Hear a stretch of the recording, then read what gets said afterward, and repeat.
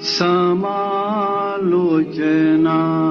વિચારણા કરીને પ્રતિક્રમી પ્રત્યાખ્યાને હળવા થઈએ ગાડી ક્યાં રોકાય છે જોઈ જાણી લઈએ ટકણા આપણી ઓળખી ફરીએ ભૂલો હજી ભાંગી નથી તેની એ છે ખાતરી ધોળે દાડે ઠોકરું પણ ખાતા જ ચરીએ ફરિયાદ કરનાર જાતે જ ગુનેગાર અપલખણ આપણા જ ઓળખી ચેતીએ જેની એ વાણીમાં વર્તાય વેદના ભોગવે છે તેની ભૂલ સમજી જ શમીએ લેણા દેણા ઉદગલના ચૂકવી દઈએ સમભાવે નિકાલી યજ્ઞ આરંભીએ સામીપ્ય ભાવમાં ચોંટી ન પડીએ સંયોગોમાં દુર્લક્ષ સેવતા રહીએ મોક્ષે હજુ ગયા નથી તેની એ છે સાબિતી દેહ સાથે દુનિયામાં ભટકતા છીએ સંખ્યાત જન્મોની અસંખ્યાત ગનેગારી દાદાજીના સુચરણે સમર્પી દઈએ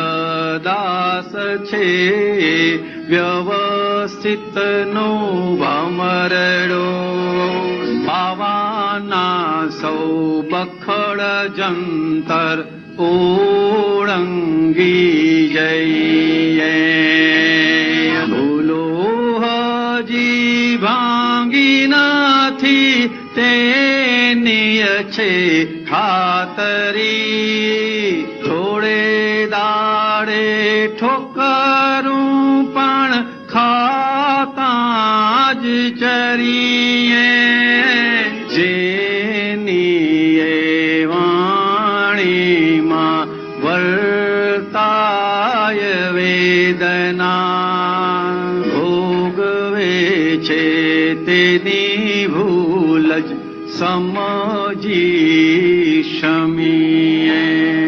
આલોચના સમાલોચના વિચારણા કરીને પ્રતિક્રમી પ્રત્યાખ્યાને હળવા થઈએ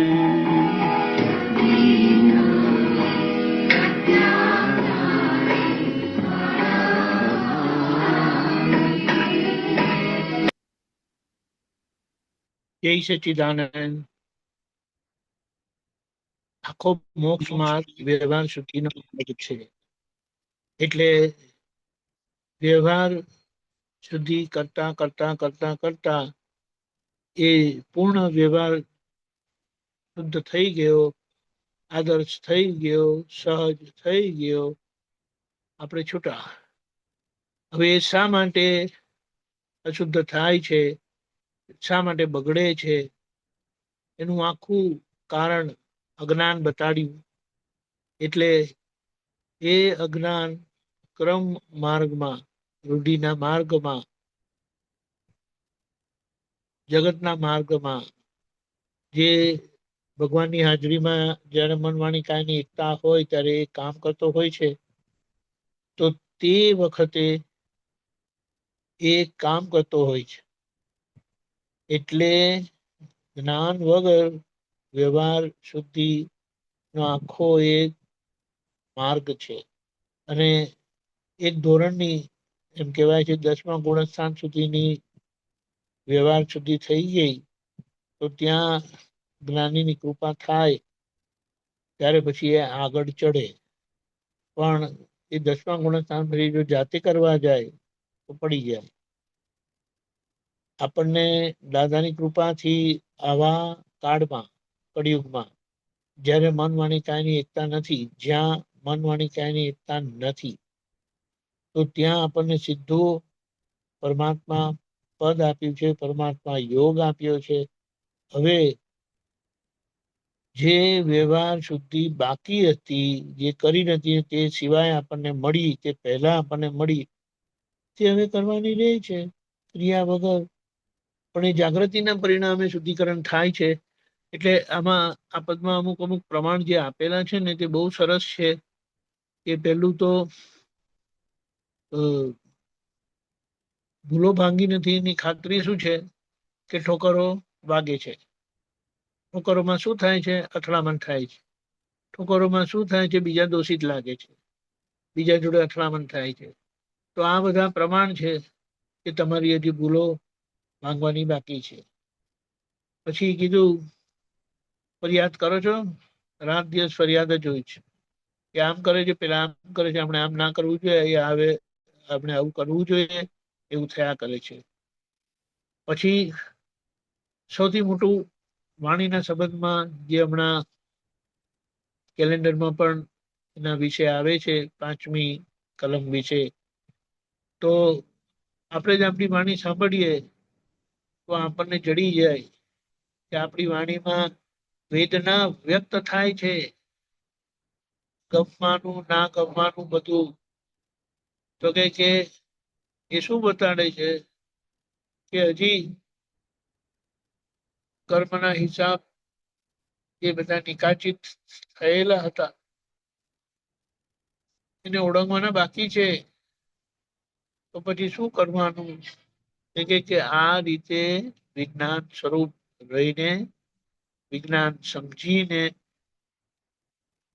ઓળંગી જવાનું છે. જે છેલ્લી લાઈનમાં આવે છે કે આ મંગળદાસ છે એટલે આ નામધારી છે, મન વચન કાયા બુદ્ધિ ચિત્ત અહંકાર, એ આગળના કર્મથી ધક્કાનાથી એ ચાલે છે. અને એનો જે અંદરનો ભાગ છે જે શુદ્ધ થયો નથી, જ્ઞાન મળવાથી, કૃપાથી જે શુદ્ધિ થઈ છે તેની આપણને પ્રતીતિ બેઠી છે કે હું શુદ્ધાત્મા છું. હવે આ બાકીનો વ્યવહાર જે ફળ આપવા માટે તૈયાર થઈ ગયો છે, દાદા કહે છે કે એમાં અમારું કશું ચાલે નહીં. અને અમારું જ્યાં ચાલતું હતું તે અમે વાપરીને, કૃપા કરીને, સિદ્ધિ વાપરીને, આક્રમ સિદ્ધિ જ છે કે જેના આધારે આપણને સીધો આત્મા દ્રષ્ટિમાં આવી ગયો, નહીં તો દ્રષ્ટિમાં આવે નહીં. અને દ્રષ્ટિમાં આવ્યો છે. હવે આ બાકીનો થોડોક જ વ્યવહાર છે. હવે 1, 2, 3 અવતારમાં પૂરો થઈ જશે. ઉત્કૃષ્ટ એક જ ભાવમાં પૂરો થાય એવો છે. એટલે અહીંયા બાકીની જે માન્યતાની ભૂલ, બ્લન્ડર દાદાએ કાઢી આપી, જેની જ્ઞાન ખુલ્લું થયું કે હું શુદ્ધાત્મા છું, પ્રતિથી બેઠી. હવે જે ભૂલો વાળો ભાગ છે એને બેઠા બેઠા ઝાપટિયા કરવાનો છે, કોઈ પણ જાતની મહેનત વગર. અને દાદા કે હું તમારી જોડે છું. હવે દાદા આપણી જોડે છે અને થોડોક જ કામ બાકી છે. એને આપણે પૂરું કરી દેવાનું છે. એટલે આ પદ આપણને બતાડે છે એનો રસ્તો શું, તો કે જે જોવાથી, જોઈ જાણી લઈને કીધું આવ્યું છે ને, ગાડી ક્યાં રોકાય છે એટલે ક્યાં આપણી સહજતા તૂટે છે એને જોઈ લો તો તમને સમજાઈ જશે કે ક્યાં ભૂલ થાય છે. અને ત્યાં એ ભૂલને સ્વીકારો, આલોચના, પછી એનું સ્પષ્ટતા કરો કે શું, કઈ વિગત, એટલે શું ભૂલ થઈ, સમાલોચના, પ્રતિક્રમણ, માફી માંગો અને પ્રત્યાખ્યાન કરો કે ફરી આવી ભૂલ ક્યારે કરવી નથી. આ શુદ્ધિકરણ ક્રિયા ક્રમ માર્ગમાં પુણ્યનું કારણ બને છે.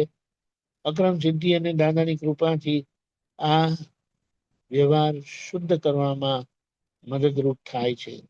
એટલે અહીંયા આપણે લાભી જઈએ છે કે ક્રિયા દેખાતી હોવા છતાં એ ક્રિયાથી છૂટી શકાય એમ નથી, પણ એ ક્રિયા જાગૃતિના પરિણામે અવિરત થયા કરે છે અને એ વ્યવહાર શુદ્ધિ આગળ કરાવી આપે છે.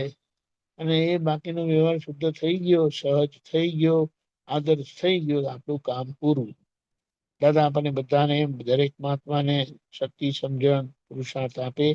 સાથે રહીને આપણે આપણા કપડા જે બાકીના છે, હજી ડાઘ પડેલા છે, એને ધોઈને જગત કલ્યાણના ઉત્કૃષ્ટ નિમિત્ત બનીએ. જય સચ્ચિદાનંદ.